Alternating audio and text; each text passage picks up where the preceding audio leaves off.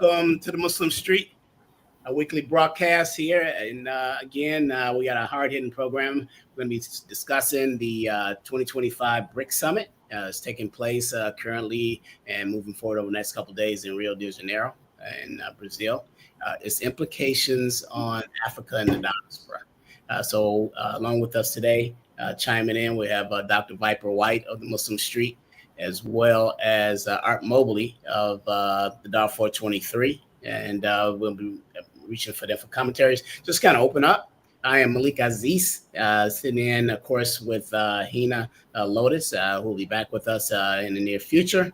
And you can find us across all social media at the Muslim Street. That'll be on YouTube, X, formerly known as Twitter, as well as Instagram and Facebook at the Muslim Street. You can also find us online on our weekly periodical, www.themuslimstreet.com. That's www.themuslimstreet.com. This is a new launch of a podcast that we began at the beginning of this year. Please like and share so that we can scale and get the word out. This platform is here for discussing issues of oppressed people all over the world. In addition to that, from a Muslim perspective, and that's why we created the Muslim Street. So, guys, we want to jump right in and talk about a very significant issue and construct that's growing. That'll be a meeting over in Rio de Janeiro, and that's the 2025 version of the Brics Summit.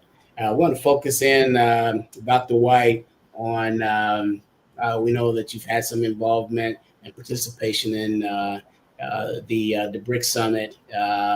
Can you talk a little bit about the extent of your interest there, your participation there? Sure. And also with respect to the implications of it effects on Africa and the Sahel.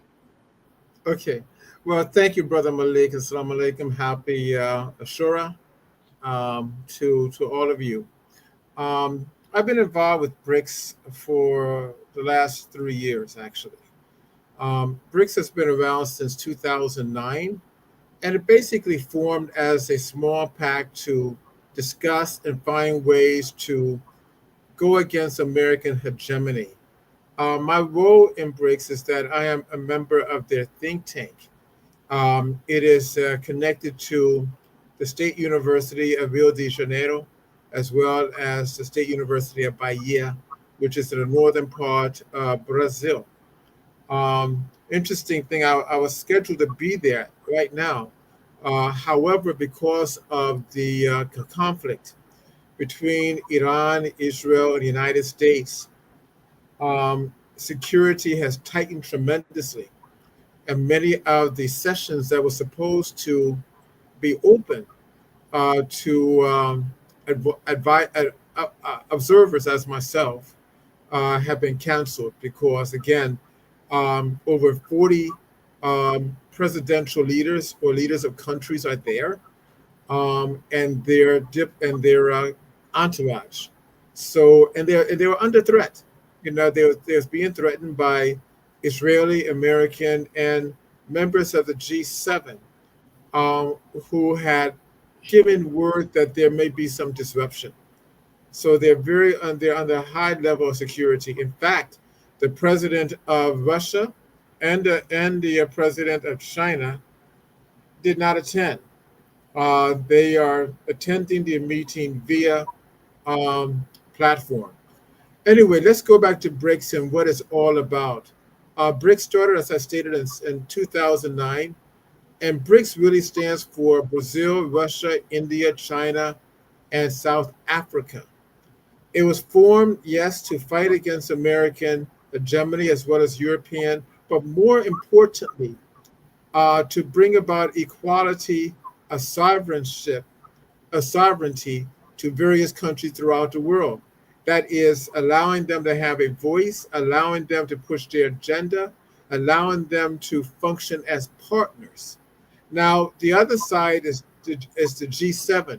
That's Canada, France, Germany, Italy, Japan, United States, the UK, as well as the European Union.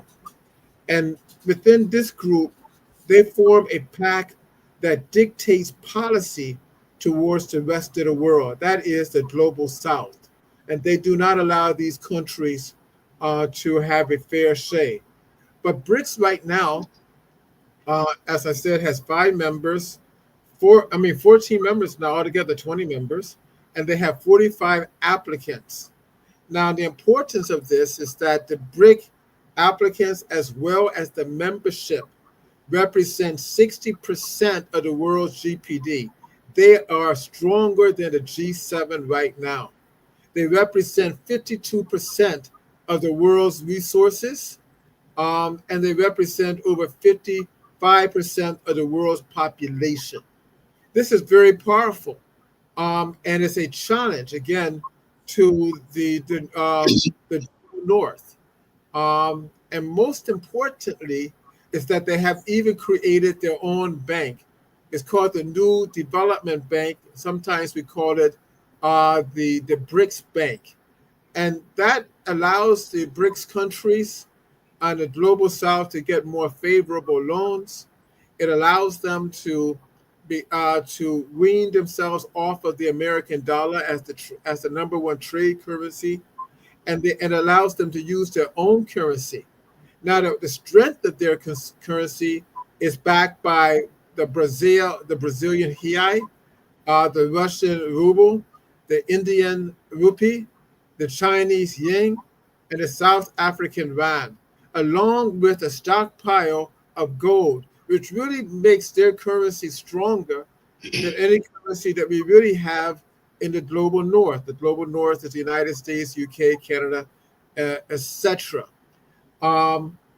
Then what's also so interesting, last year alone, the global South trade worth was $57 trillion. The G7. However, BRICS was $78 trillion.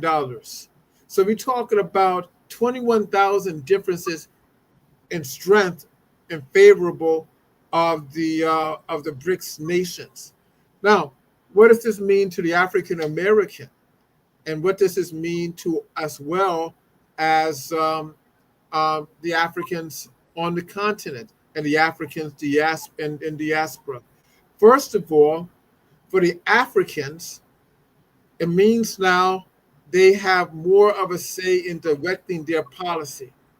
Now, I want to keep people in mind that BRICS is not transforming, changing from America to accept Chinese.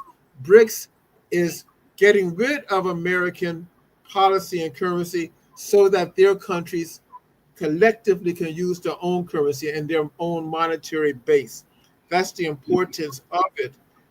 In reference to the African countries again, they have a voice, they have a block that they can really say in, and they're equal partners, and they begin to now know their wealth, which is now pushing them to kick out global North activists and advocates in their continent.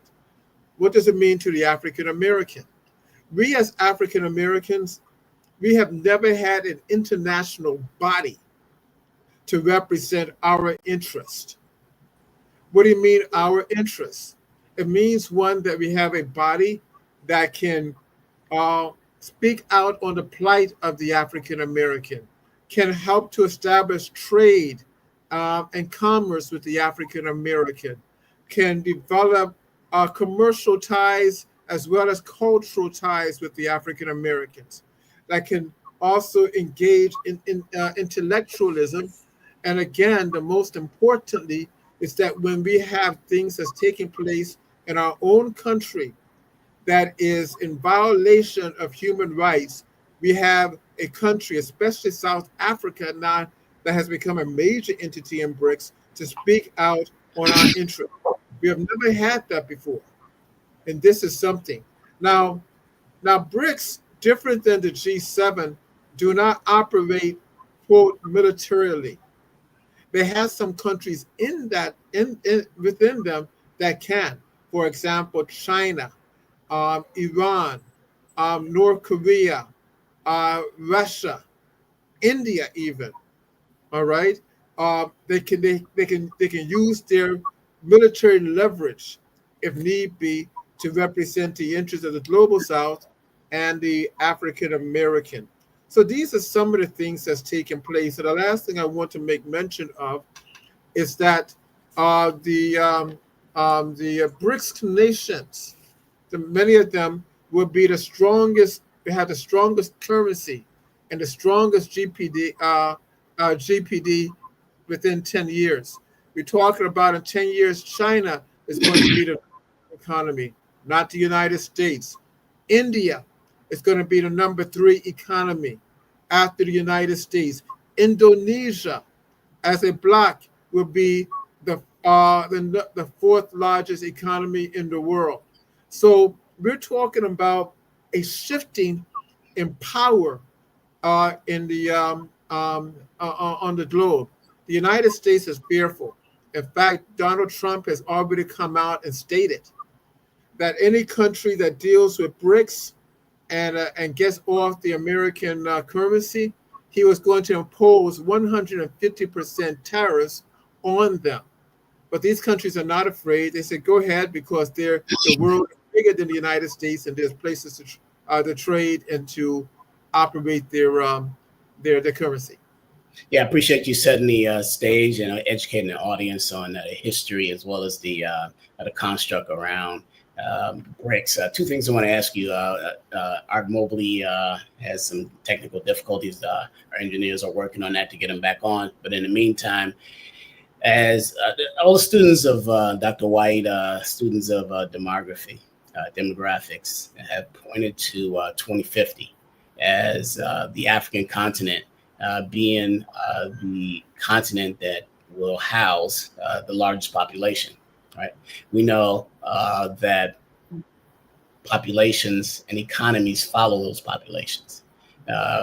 They also will have the youngest population. The West are diminishing on a decade by decade basis. They're in trouble from a demographic perspective and a population perspective. They're in a decline, while Africa is in a upswing. So the question I have before we bring Art back in is the strengthening of the global South and the cooperation on the African continent. Before I would say post European colonialism, where you saw and strictly here on the African continent, where we saw the Africans emerging out of colonialism. We also saw other players emerging out of colonialism in Southeast Asia, Indonesia, etc. And there was always a Western influence, a Western interference about this coming together. There was some organizing that went around the Bandung Conference in 1955 to bring and to fight that Western interference of this brown and black unity, if you will. We also saw it in the Bandung Conference in not Bandung, but the non-aligned movement in 1961. The same emerging thing on the African continent. The struggles with the Organization of African Unity and Arab Pan-African emergence. We always saw Western interference. Yes. The last thing I'll say on this before I want you to jump in on how do you see that replaying itself, and how do we defend when Nigeria, Ethiopia, South Africa, and Egypt are already in BRICS, and as you stated, over 45 applications standing on deck. The threat from the G7, which is the white power construct, I maintain is going to come. What flavors do you see it coming in, and then how do we defend? The weakest link in BRICS with the original founders is India, and India can become a problem because, first of all, India, they had the conflict, a skirmish war a few weeks ago with Pakistan. Mhm. They're still buying weapons from the United States. All the other BRICS countries are not. All right. And they seem to be, and they also have, they're only BRICS country that is still trading with Israel. Yes, And in many respects, they have favored Israel over Gaza and the Palestinians. 100%. So that's a weak link there. So we're all watching them. Even though today President Modi of India argued and maintained that terrorism is an issue that we must be concerned with.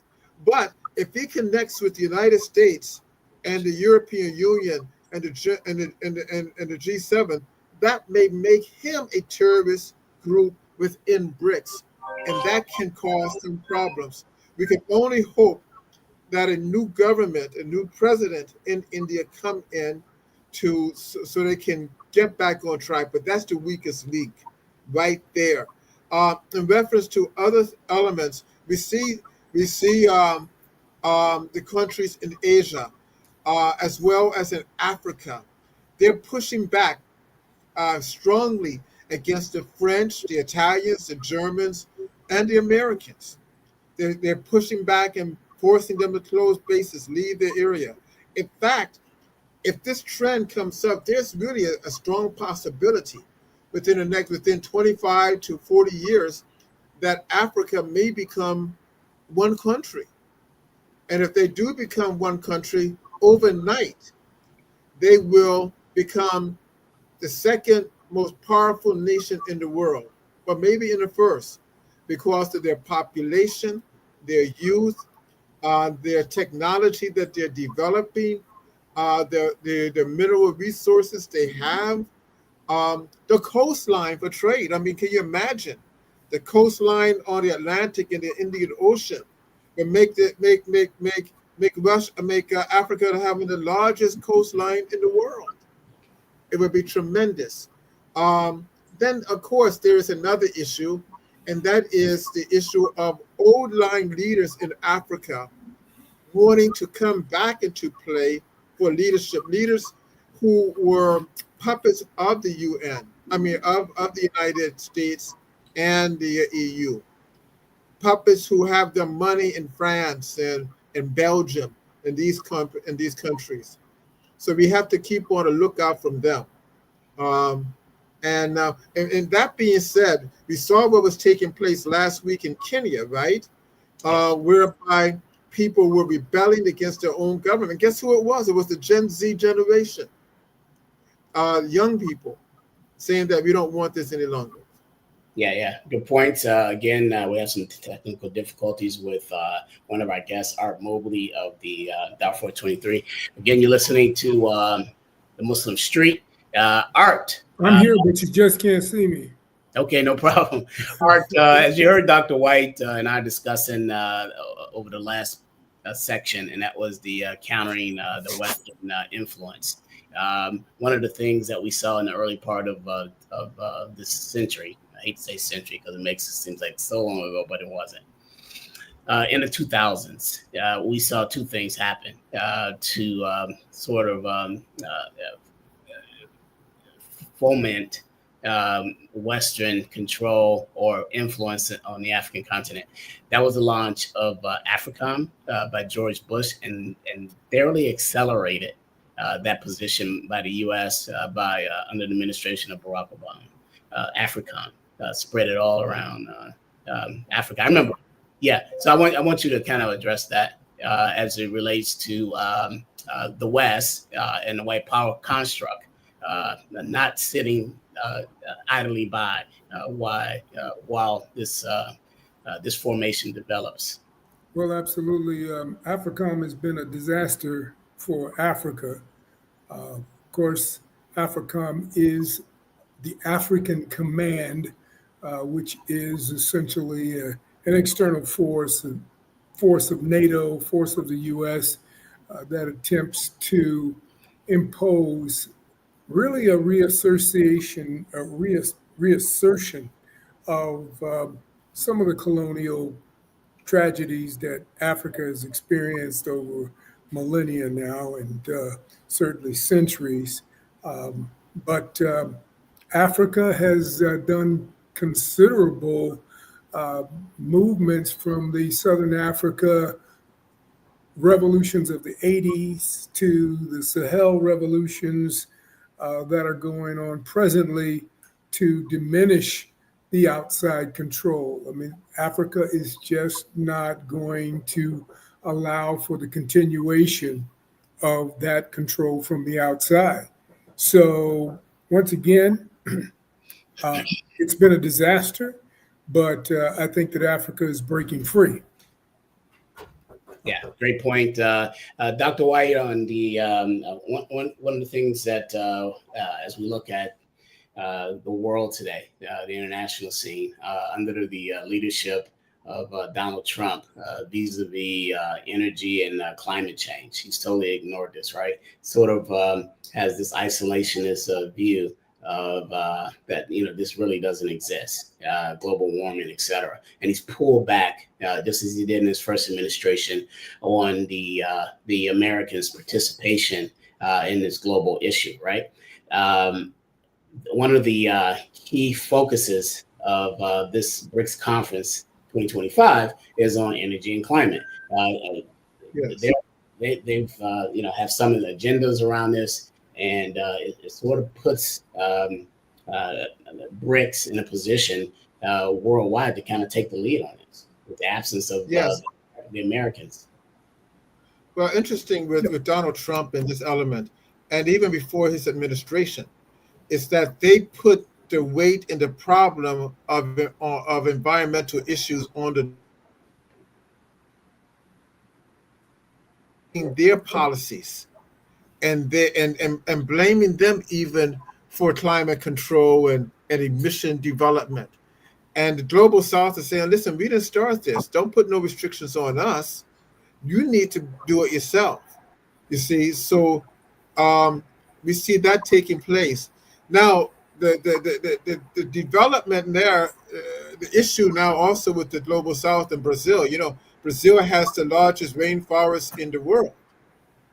And then you have the second one coming out of, I believe, Africa. I'm not sure. But the restrictions that the policies that the former president did, his name was Bolsonaro. He opened up um, of farming, as well as the taking away of deforestation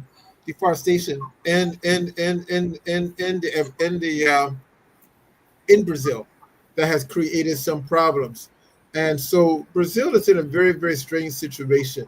That is, should we deal with climate control, all right, or should we deal with the development of our own industry? It's a really tough element. Now for Trump really don't care nothing about environmental issues.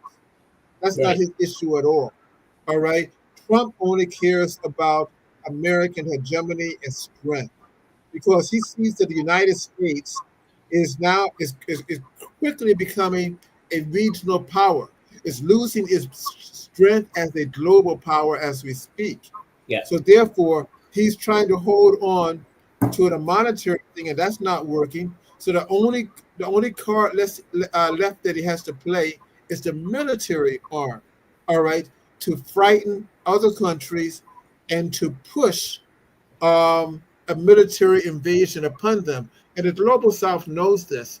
And one thing about the global south, which is one of their countries, Iran, has pushed back and has shown that the American military might is not as strong as you would like to believe, as well as his proxy Israel. So therefore, he's having problems there as well. Yeah, yeah. Well, he might have shot himself in the foot during his first administration by alienating most of the African continent. Art, at the summit, Yes. about the diversity geographically of the players. One of the things that is at issue, and I don't want to use the term at issue as if it's a problem, but it's just about the nature of conferences or congresses like this. and that is when you have this much diversity, you have diverse of interest, right? How do the Africans maintain their position as a power broker vis-a-vis their land and resources and the economies that are emerging on the African continent, and at the same time stay addressing the priorities and issues within the broader group? Well, I know that what most African countries want to do right now is remain non-aligned, but it's almost impossible with the hegemonic movements of the United States and NATO right now.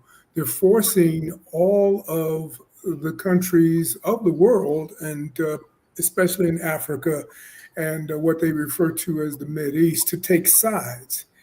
Iran has just said, and also is suffering right now because it was trying to remain non-aligned.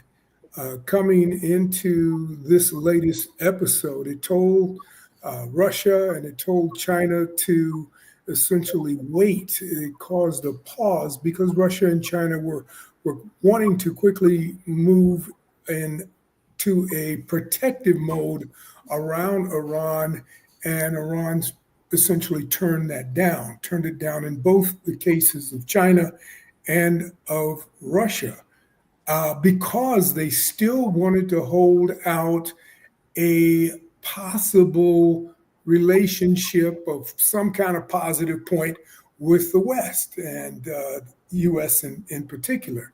But of course, that got slammed in their face. And I think that now they're having to rethink that strategy. Africa has to look at what is going on and has to look at these countries as models for what can happen in and on the continent. So Africa is going to have to make some very serious decisions. Unfortunately, with 54 different countries on the continent, it could turn into a patchwork of difficulty in terms of just getting Africa, all the eggs in one basket, so to speak. It's actually far from that right now, and Africa's got to do a lot of work. I don't believe that the African Union is going to be the tool to allow Africa to construct that dynamic, but African youth are very, very expressive right now. And I do think that there are some economic movements as well that see the sanity of the continent uniting under one banner. And if all of Africa could get to that point, and I think that they really will in the next few years because they're being forced to, I think that they'll have a good chance going forward. I think Art is absolutely right in reference to the African countries have learned from what has taken place with Iran, because with the diplomacy between the United States and Iran, most recently, it has been very clear that the United States is not a truthful negotiator. Their word doesn't mean anything. So therefore, the Africans are looking at this and say, why should we deal with Americans? Why should we believe them? Because what 3 weeks ago, 4 weeks ago, the United States and Israel was negotiating with Iran in reference to a ceasefire negotiation. All right, in reference to the nuclear energy they have, the nuclear installments. And what does the United States and Israel do? They blindside them with strikes. So all the countries are seeing this. Every country, almost every diplomat that I've spoken to recently from Africa has stated that we don't trust the Americans, and they have no reason to, and that's forcing them to go into the camp of other people. Art, let's go back to the what Dr. White stated in his opening. That is, in his opening, kind of setting up Brics, educating the audience on that. 45 countries on deck petitioning to get in. Obviously, with they're going to have diverse economic needs and as well as political realities, right? Um, Now, as we look at the future of at least one strain of any body like this, they're going to have to deal with political issues. For example, and here's what I mean. I want you to address this body. Brics is sternly against Zionism, sternly against the genocide in Gaza. Modi, on the other hand, in India, has set up this pro-Zionist state and theme in India. He supports Israel. At some point, this is going to come to a head, where you're going to have political situations, that which is in Khartoum right now, definitely in Gaza, that this body is going to have to deal with and deal with firmly. How do you see that things like that playing out? Well, Modi's made a play and he's going against the people of India who, by and large, support the Palestinian plight and what the Palestinians are going through. I think most people, even here in the U.S., support what is going on in terms of the suffering and the plight of the Palestinians and would like to see something done. It's just a natural knee-jerk reaction to see that much consternation and bloodshed going on and not feel some empathy, So, but I think what Modi is trying to do is hedge his bets, as Iran was playing with it as well, and trying to hold out an olive branch to the Trump administration, to the U.S., even to NATO for that matter, hoping that there might be some room to compromise and to have something positive come out of those relationships. It's just a bridge too far. That is not going to happen. The West, and particularly under the leadership of the U.S., have thrown down a gauntlet and said, hey, you're either for us or you're against us. That goes back to George Bush. But Trump has more recently said essentially the same thing, that in other words, that you're either on our side or you're not. And that is moving from what they consider to be a unipolar world to a bipolar world now. And Brics is on one side of that line, and NATO and the U.S. are clearly, and its allies are clearly on the other side, and seems to be the way we're going to move forward, at least for the interim. But Dr. White said something earlier about new gold standards, but there's also the other elephant in the room, and that's de-dollarization, and what's going on with a transfer from the US dollar to the Chinese currencies. They may have a small basket of currencies that they are going to be competitive with, and there's very little that the US can do to stop it. That's why the US has lined up this kind of a pecking order, if you will. They've gone through all of these Arab countries that they've exacted regime change in. They have Iran on the list. They also have Pakistan, and they also have China. So anyone who is standing, and of course Russia on the opposite end, anyone who is standing against the West and the dollar, because of the placement of the US dollar, is targeted.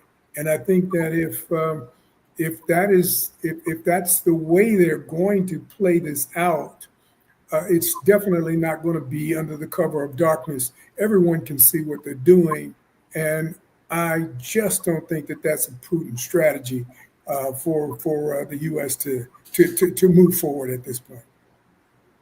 Yeah, but there is an issue that concerns me with Brics. There, many of the countries are reluctant to use the term Zionism. They playing around. They say that the Israeli state is wrong and so forth, but it seems like they're running away from that term Zionism. And the other issue that concerns me is that Saudi Arabia, as well as the United Arab Emirates, are some stage are going to be members, but they're in a proxy war against each other in the Sudan, and that's going to be some contention. Eventually, it's going to come to the head, like Brother Arthur stated, and that's something to look at. Yeah, on that point, and we're at the top of the hour. This is the Muslim Street. Find us at www.themuslimstreet.com. On that point, Dr. White, I'd like Art to jump in after you to continue along this. There are historical or post-colonial issues in Africa, on the African continent, that will become a thorn in the side for Brics not to jump in and solve these problems. And I'll give you guys two, and then kind of elaborate on that. One would be the colonial tax, French colonial tax, where their former colonies on the African continent, particularly in West Africa, are due have a debt of $500 million a year that they pay to the French, and they've been paying that since they were free from colonialism. Brics that is going to have to deal with that. The other thing is the economic strength of non-blacks, non-South Africans in South African post-apartheid, where though Nelson Mandela was handed over after serving 27 years in prison, he was handed over the political strings of South Africa, but the economic strings stayed with the white minority. Can you guys kind of elaborate how these are going to muddy the water, and Brics, as they grow and expand, are not going to be able to ignore these issues and not solving these issues? Well, it gets back to the fact that we've got 54 to 58 states in Africa, and that subdivision is just a recipe for chaos, something that's left over from the Berlin Conference, of course, and it was by design. I mean, that's essentially what the colonialists were counting on, that there would be all of these divisions and squabbling going on among African heads of state, and mostly a group of opportunists that are essentially looking out for their own bank accounts and their own private purses. But fortunately, on the ground in Africa, that is becoming very transparent. People are tired of that. People are tired of seeing African leaders line their pockets or act like they are helpless and unable to do things for their populations when Africa has all of this resource potential and power. So, which gets me to really the cruxing issue. We've got the largest countries in the world always are the more dominant. If you think about the US, Canada, Australia, Russia, China, India, I've just named off the most powerful countries in the world. But they are also the ones with the largest land mass. Africa's land mass is so threatening to the rest of the world.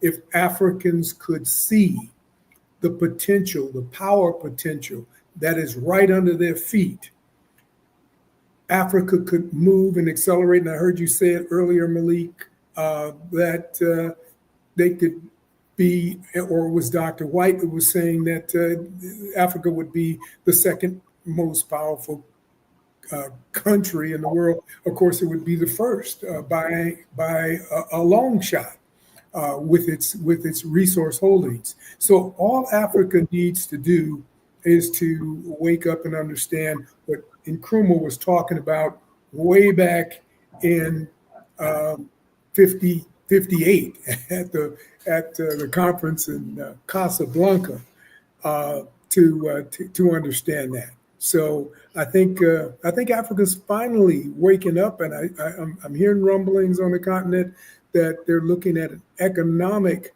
coalition that will make Africa very, very powerful within a 5-year period. And I'm anxious to see what Africans have under their hat. You know. Yeah. On that point, Dr. White, Brics has kind of said that they want to look into the International Monetary Fund, the UN Security Council, the World Bank, those elements that control the world, and appeal to them to be fairer. First of all, what do you think will come out of taking a position like that versus setting up a separate alternative? I mean, they have already set up a separate alternative. The BRICS Bank, the New Developmental Bank. I think the Global South, BRICS have just said that the IMF and the World Bank and those organizations are not worthwhile to do business with. Let's go to Africa again. Most of West Africa and Central Africa, their currency is what? The CFA. Now, the CFA is backed by the French, right? The French bank. They even print the currency. People don't even realize that. So the Africans now, they're paying the French to use their own money. The point is that the Africans and other people have realized that the banking organizations that the West has developed has done nothing but, as Walter Rodney stated, underdevelop their society. So they're not dealing with them any longer. They don't need to deal with them. I mean, they can create currency among themselves. In fact, the BRICS are developing a currency just for them that we're going to see within 5 years. But in the meanwhile, they're using their own currency. They have their own gold stockpiles, and it's being guaranteed by the strong currency of such countries as Russia, India, China, South Africa, Brazil. So there's no need, and that's the problem with the United States. They're saying, listen, if we get rid of our currency, if they begin, as Dr. Arthur stated, de-dollarize, that means our way of life is going to decrease. Our stockpile of resources will be reduced, and our global strength and significance will be reduced. And that's what Trump and his merry men are concerned about. Yeah, good point there. And just to kind of identify what I said earlier for the listening audience, that the French government collects a colonial tax. I don't know if you know this or not, but colonialism, started this downtrodden in the mid to late 1950s. By 1960, the year 1960, over 2/3 of Africa was free from colonial rule by the Europeans, which started back in 1884 at the Berlin Conference.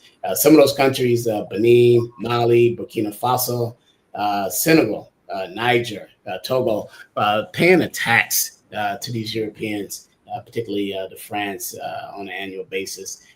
Art, the reason I brought this up again, Art, in the diaspora, as we talk about revolution, change, I often explain it as two tracks, two formations. One is when you walk into a room that's dark, you walk into a room that's light, and you hit the switch and it completely goes dark, just like that. The other is one of those switches that kind of slowly turns the room light, slowly turns the room dark. If you use the one that slowly turns, even though it gets to its destination, you don't know like the revolution really happened, but it did happen, right? The reason I asked that, all right, in terms of the participation from the diaspora, the Muslim Street, the Darfur 23, and others, we should lead from our perspective, because we're not on the ground, right? But we can get in the fight. Sure. We should lead from our perspective with taking up an issue. The issue like the $500 million that's going to France, and particularly Haiti, is due hundreds of billions of dollars from the France, going all the way back to 1804 with the revolution there from the French in terms of reparations. These are some of the things that the diaspora could take up and really begin to impact the revolution that is obviously taking place. So what do you say to the people who are looking on and what we can do around just taking up issues, those or something like that?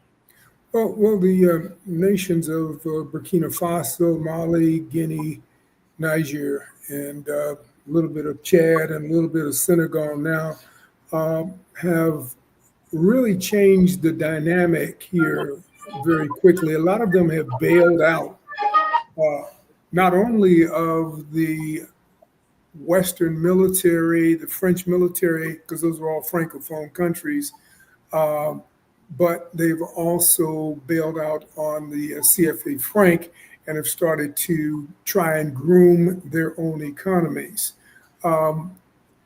Recently, Museveni said that there in Uganda, they've located and discovered $14 trillion in gold that is in the ground that are reserves there.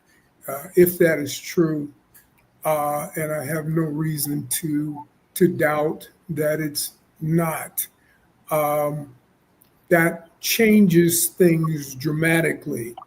One of the reasons we have the war in Sudan and the efforts to really ransack Sudan was to get at the gold in the ground in Sudan, which has long been a repository that goes all the way back to the days of Kemet and the building of the pyramids and that civilization. So gold is certainly a blessing and a curse for Africa. It's a blessing in that it is there. It's a curse in that African people don't hold power over those reserves. That's our goal. That is the goal that is the, it belongs to all of us. It belongs to all African people throughout the diaspora. So we're talking about the diaspora. What the diaspora can do is assert themselves over the continent, not for any other reason other than the furtherance of the revolution that is absolutely necessary on the African continent. The African continent has to be free. Africans have to be free from all of these colonial shackles and any kinds of binds that anyone wants to impose. So that's I know it sounds like a simplistic solution, but it is definitely one that we have to move on. We really have to assert that we're going to be unified, and these raw materials, if they're going to be mined, are going to benefit all of us. And if that happens and that occurs, we certainly can move forward. One thing that the world is going to continue to equate with wealth, and that's going to be commodities like gold. And Africa still holds that percentage. A lot of it's been pulled out of the ground by Britain and the U.S. and other European countries. A lot of it banked in other places, but there's still way more in the ground that can be utilized. It never even has to even be brought out of the ground. You can leave it in the ground and bank on it just because it's there. So, we're in a great position, and this is the time of a shift where African people will become more responsible for what is resourced in Africa. But we have to think that way, and we also have to help those of our struggling brothers that can't seem to get beyond their own bank accounts. They need to understand, just because you're sitting on $14 trillion worth of gold doesn't mean it's yours, just in Uganda. It belongs to all of Africa. whether it's in South Africa or whether it's in West Africa for that matter, and whatever resources are there. We have to stratify how we view those resources, and that in and of itself will give Africa all the power it needs. Yeah, great point, Dr. I White. agree with that. Yeah, Dr. White, as we close out the last few minutes of the program here, continue with the vein of discussion that Art brought up and the question that I asked about the diaspora. And what I want to use this segment for, really, I want to leave the audience without a call to action. There were two examples of a call to action that took place in the early part of the century, in the early 2000s. One, and then I'd like for you to kind of elaborate as we close out the program on the diaspora and what can we do to aid and abet revolution. The first was back in 2000, where the Durban 400 was convened. The Durban 400 was made up of the December 12th movement and also the National Black United Front, led by Dr. Conrad Worrell. They wanted to go to and participate in a serious conference that was a significant conference that was taking place in South Africa, the United Nations World Conference Against Racism, which was held in Durban. And they were there. They got there and they impacted that conference, and they were able to bring before this international body that the European slave trade, not the transatlantic slave trade, we need to stop using that terminology. It's the European slave trade was a crime against humanity. And that was documented at that conference. And there, here, a diaspora movement impacting true African liberation, right? The one thing I want to point out, which is the anecdote about the Durban 400, Dr. Conrad Worrell recalls over a meeting with me some 15 years ago that they were raising money to get the participants on a plane and their hotel and everything taken care of for that meeting over in South Africa, the Durban 400. And so they decided they're going to sell these kind of raffle tickets or something like that, right, to raise thousands of dollars that they needed. And this story is worth me taking a minute to say it, right? Because this is a true anecdotal story about why they were successful, at least a part of why they were successful, and some of the things that we need to do, and some of the unsung heroes. So Dr. Worrell he calls Minister Farrakhan. He said, "Hey, look, can you buy a few of these tickets to help us?" As he probably called a bunch of other people around the city of Chicago and the country to sell some of these tickets to finance the plane ride and the hotel and everything else that the Durban 400 needed. And Dr. Worrell says, Mr. Farrakhan asks, "Well, how much do you need?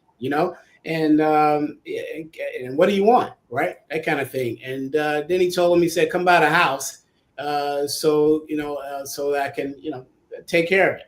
So Dr. Worrell goes by the house. He said, Brother Farrakhan answers the door in his pajamas and his robe. It's early one Saturday morning. And he comes in and he sits down and he says, "Dr. Worrell, how much do you need?" And Dr. Worrell is thinking, maybe you can take 100 tickets and that kind of, these raffle tickets, like, $20 a piece. And the minister says, no. He said, "How much do you need? What do you want, Conrad?" So the minister breaks out his checkbook and writes the check out for $10,000. Nobody knows about this story because Dr. Worrell only told it to me, right? But these are some of the unsung heroes when we talk about the diaspora, getting involved, and the Durban 400 was successful there. The other movement I want to recall, which I was a part of, when I co-convened in 2007, a group of 23 Black Americans who stood on the banks of the Nile River in Khartoum, and we convened the Darfur 23. We convened it because there was a crisis going on that was being defined by the Europeans and exploited by the Americans, right? All over this country for a later take in a divide of the country, which happened 4 years later under the Obama administration, though when we were there, Bush was in power, right? The other thing was the stealing of their resources and the ignoring of our facts on the ground to the world when we returned that it would create a civil war in that country that would cost millions of lives, and we were right. Right. But again, examples as we close up the last few minutes, 5 minutes of the program, Dr. White, I'd like to kind of address, as we talk about Brics and this exciting moment in history, Burkina Faso, everybody's talking about it. The drum beat is heightening up, right? The drum beat of revolution is going on. How can the diaspora as a collective and as individuals get involved so they can be part of the staccato revolution that is taking place in the world today?